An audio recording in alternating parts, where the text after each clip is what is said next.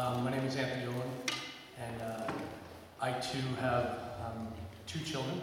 Isabella, who's 4 and a half and is currently in the pre-K program, and Charlie, who will be 2 in May. And like Teresa, moved here about 21 years ago. Like Teresa at the time, I think, as all 20-somethings, it was a great town, and we knew that there were issues with the schools, issues with the hospitals, issues with crimes. There were a lot of issues 21 years ago, but it was a functional town for someone my age at the time.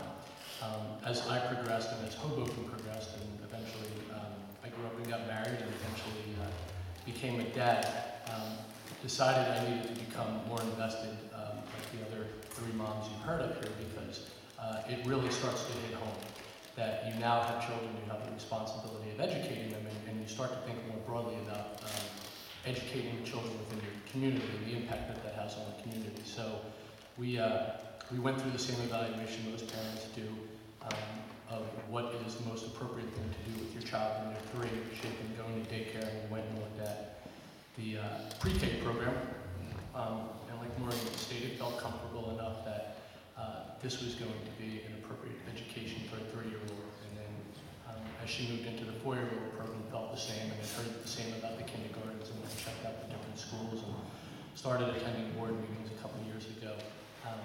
And realized that there were significant gaps in what we could be providing for our children based on the available wealth in this town and what we were actually doing for the children in the public school district. And was disheartened by it.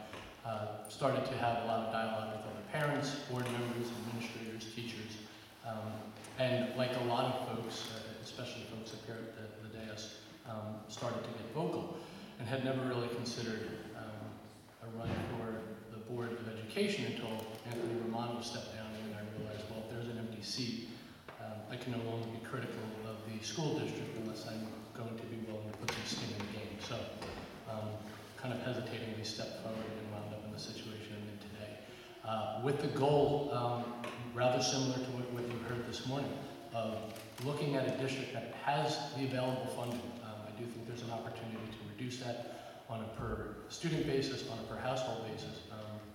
It's not as if we're looking at an underfunded district and realizing we'll never be able to educate our children. We need to focus on the curriculum, we need to focus on student achievement, we need to focus on mandating accountability, the administration, the faculty, and parents. I think there's an opportunity for us to do more parent inclusion, more parent outreach. And so those are some of the things that I think I can do as an active board member. Thank you.